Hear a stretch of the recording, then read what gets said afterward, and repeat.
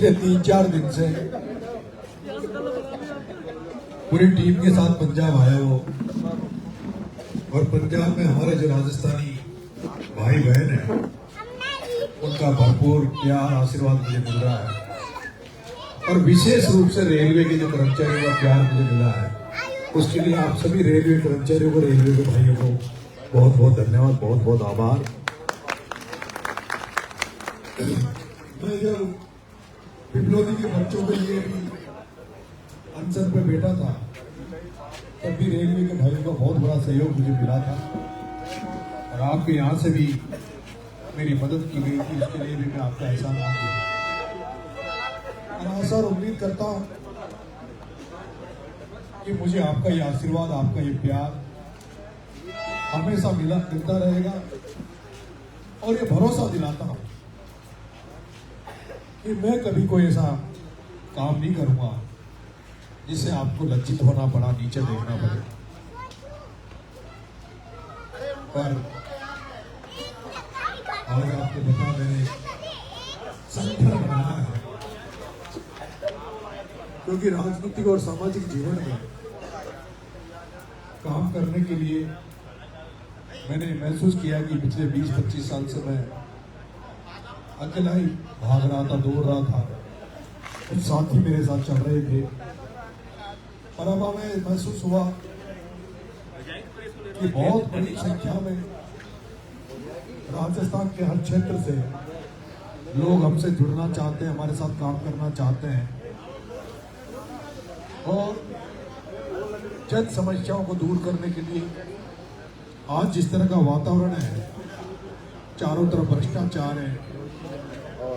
नशे की वजह से घर परिवार गुजरते हुए जा रहे हैं। पूर्वी राजस्थान में कई गांव ऐसे हैं जहां इसका नशे का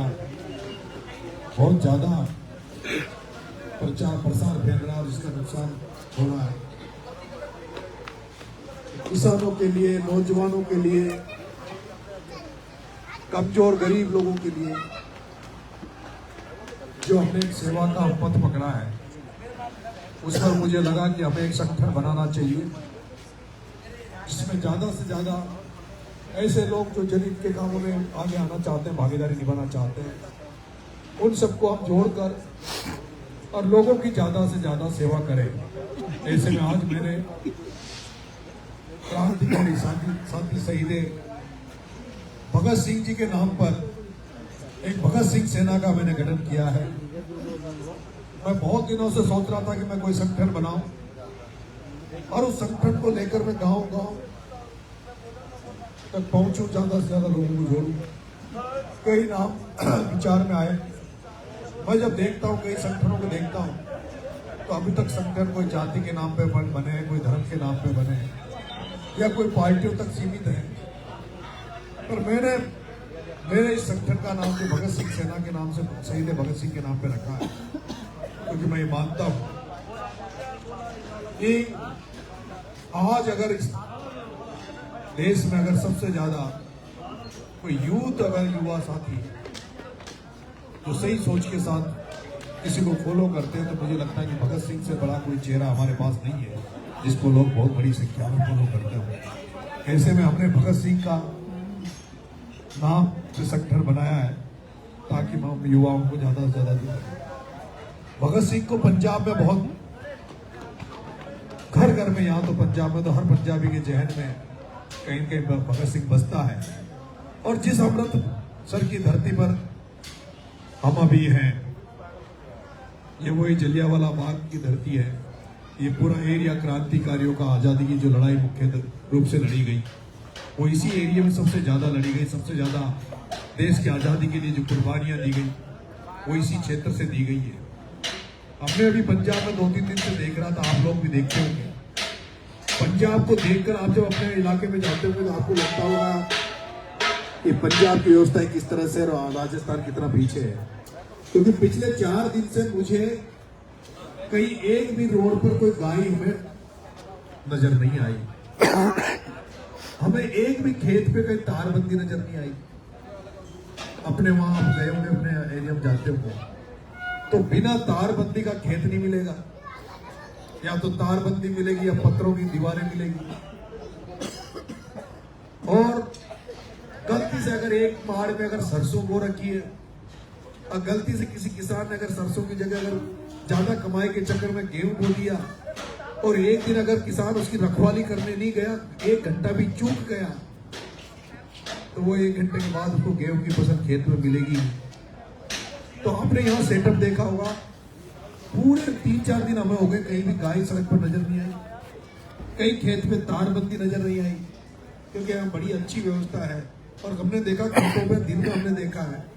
कि दिन में यहाँ खेतों में किसान भी कोई नजर नहीं आता। वो खेत का काम पूरी करके मुझे लगता है कि वो खेती के अलावा दूसरे काम धंधों में लग जाता है। लेकिन हमारे यहाँ आप राजस्थान में देख रहे होंगे, किसान खेती के समय कुछ मिनट भी अपने खेतों को नहीं छोड़ना चाहते, क्योंकि उसकी मजबूरी है, जंगली जानवरों की मजबूरी है, पशुओं की मजबूरी है। हमारे यहाँ कोई इस तरह का वातावरण हो गया जो नशाखोरी जो बढ़ रही है, इसमें इनका नशा जो राजस्थान में बढ़ रहा है, उससे परिवार नष्ट हो रहे हैं, फिर क्राइम बढ़ रहा है। तो आप लोग बड़े अच्छे एरिया में हैं जहाँ क्रांति का बीज इसी धरती से जाता है।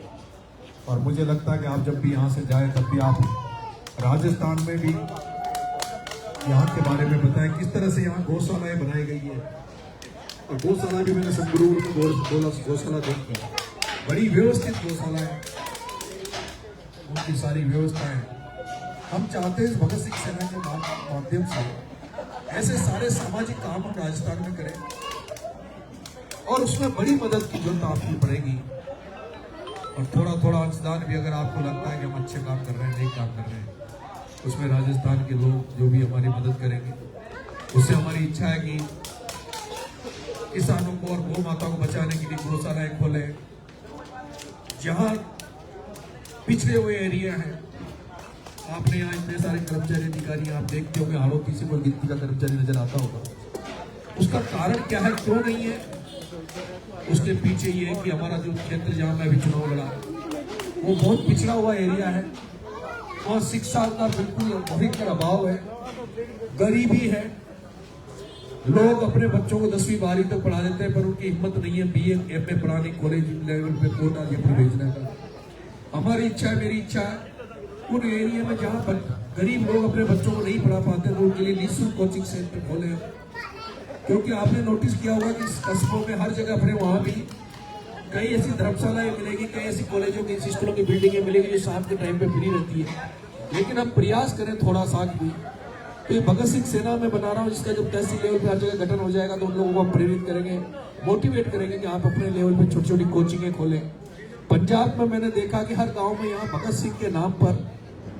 लाइब्रेरी मिलेगी, ओपन जिम मिलेगा, बड़े सुव्यवस्थित चीजें यहाँ चल रही है। ऐसा हम चाहते हैं राजस्थान में भी हम करें, और जब ये संगठन हमारा मजबूत हो जाएगा, धरातल पे आ जाएगा, उसके साथ साथ हम इन चीजों को बढ़ाएंगे। मैं उम्मीद करता हूँ इस भगत सिंह सेना से आप सब लोग भी जुड़ेंगे और इस संगठन को मजबूत करेंगे, क्योंकि मुझे लगता है कि आदिवासी समाज में राजनीति में बहुत सारे लोग आए, MLA MP भी बने, मुझे यहाँ कुछ गुर्जर साथी भी नजर आए थे अभी, उनसे भी हमने प्रेरणा लेनी चाहिए कि इनके समाज में भी, जैसे स्वर्गीय पायलट साहब जो थे, राजेश जी पायलट साहब, उनके नाम पे राजेश पायलट ट्रस्ट बना हुआ है, जिसके माध्यम से हॉस्टल खोले जा रहे हैं, कॉलेज है, कई सारे काम किए जा रहे हैं। लेकिन आदिवासी समाज में विशेष रूप से हमारे पास नेता बहुत हुए, MLA भी बहुत हमने देखे, सांसद भी बहुत हमने देखे, लेकिन ये दुर्भाग्य की बात है कि जिस शख्स की वजह से आज हम सब कुछ हैं, आज आप बहन बेटी आप सब लोग नौकरी कर रहे हैं, हम सब लोग यहाँ बैठ खड़े हैं, और जिस शख्स का सबसे बड़ा योगदान है कैप्टन छुट्टन लाल जी, आज उस कैप्टन छुट्टन लाल जी को भी हम उस तरह से याद नहीं कर पाए राजस्थान में, आप उस तरह से उनको वो सम्मान नहीं दे पाए जो सम्मान उन्होंने हमें दिया, हमारे आने वाली पीढ़ियों को दिया, जिसकी वजह से आज हम पढ़ लिख कर नौकरियां लगे। तो मैं चाहता हूं कि ये जो MLA और MP बनने तक जो राजनीति सीमित रह गई, उस राजनीति से हटकर कुछ नई राजनीति हम लोग डेवलप करें, नई राजनीति पैदा करें, और एक नई राजनीति के तौर पर नई खोज हम पैदा करें। जब ये संगठन मजबूत हो जाएगा, तो संगठन में हो सकता है बहुत सारे लोग, जो मेरे साथी अभी बहुत सारे लोग अपने खर्चे पे, अपनी गाड़ियां लेके मेरे साथ चल रहे हैं और इनको भी मुझे लगता है यहाँ बहुत सारी चीजें सीखने को मिली होगी पंजाब में। जब ये सेंटर मजबूत हो जाएगा, जो लोग काम करेंगे, हो सकता है इनमें से कोई बहुत सारे लोग राजनीति में भी निकल के आए, अच्छे लोग निकल के आए। तो हमारा एक बड़ी सोच लेकर हम आगे बढ़ रहे हैं। ईश्वर से कामना करते हैं कि भगवान, आज पहला दिन है हमारा और पहला दिन हमने सेंटर का गठन किया, वो भी आप लोगों के बीच में हैं। तो ईश्वर से कामना करते हैं कि भगवान हमें ताकत दे, ये सेंटर आगे चले और एक गर्व करें सब लोग कि वाकई में कोई संगठन बनाया जो संगठन जनता के हितों के लिए, गरीबों के लिए, किसानों के लिए, नौजवानों के लिए काम कर रहा है। आप सबने स्वागत किया, सत्कार किया, उसके लिए मैं आपका बहुत बहुत धन्यवाद देता हूं और आपका ये आशीर्वाद मेरे पे बनाए रखना। इसी आशा के साथ मेरा एक साथी है